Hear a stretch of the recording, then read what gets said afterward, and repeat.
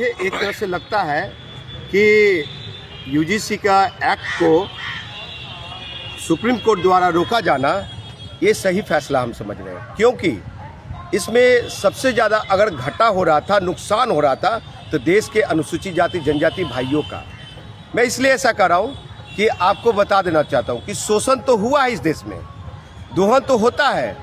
College परिसर में, विश्वविद्यालय प्रांगण में शोषण होता है, डिस्क्रिमिनेशन होता है। लेकिन जो हमारा एक्ट शुरू से चला रहा है, अनुसूचित जाति जनजाति दोष निवारण 1956 1956 के तहत, फिर 2012 में शायद संशोधन हुआ, तो अगर वो एक्ट अनुसूचित जाति जनजाति के लिए बना था लॉ कि कॉलेज परिसर में किसी भी अनुसूचित जाति जनजाति के साथ दुर्व्यवहार ना हो, ये लिंग भेद पे बात ना हो, उनको मानसिक प्रताड़ना ना हो, उन्हें जाति सूचक शब्द ना बोला जाए, उन्हें पढ़ने की आज़ादी मिले, यानी फ्रीडम ऑफ स्पीच की बात भी मैं कह रहा हूँ मैं। तो जब वो चीज़ें था तो यूजीसी फिर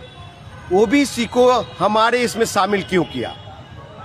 अगर मान लिया कि उसी में ओबीसी हमारे लोग के शोषण दोहन, जिस तरह से बिहार हो चाहे उत्तर प्रदेश हो, उसमें सबसे ज़्यादा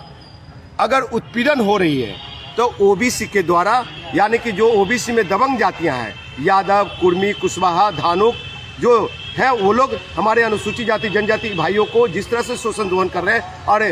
सरकारी आंकड़े के द्वारा 80% केसेस इन जातियों के बीच में है, यानी कि यादव, कुर्मी, कुशवाहा, धानुक के बीच में अनुसूचित जाति जनजाति का केसेज है।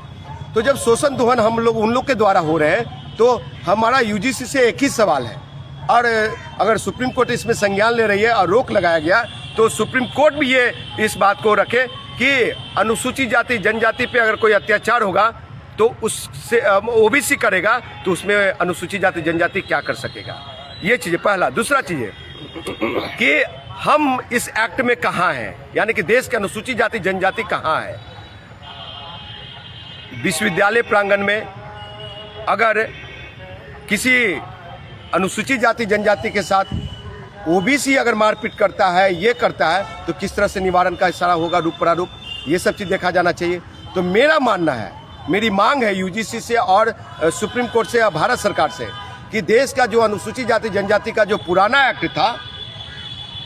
अनुसूचित जाति जनजाति दोष निवारण 1956 अधिनियम, उस अधिनियम को हम लोग का सेपरेट रखा जाए, हम लोग को अनुसूचित जाति जनजाति भाइयों को उसी में रखा जाए। मैं जहाँ तक आ रहा है कि हिरन को और शेर को पिंजरे में बंद कर दिया गया है, और शेर जो है हिरन को कभी भी दबोच सकता है, तो इसलिए बाहर वाले शेर से मुझे डर नहीं है, जितना पिंजरे में जो हिरन ये हिरन के साथ शेर है, वो उससे ज़्यादा डर है। इसलिए अनुसूचित जाति जनजाति के हित में, समाज हित में, देश हित में इस बात को रख रहा हूँ। कितना आप लोग को पसंद आया, ये अपना प्रतिक्रिया हमारे फेसबुक मैसेज में और ये विचार रखें। धन्यवाद, नमस्कार।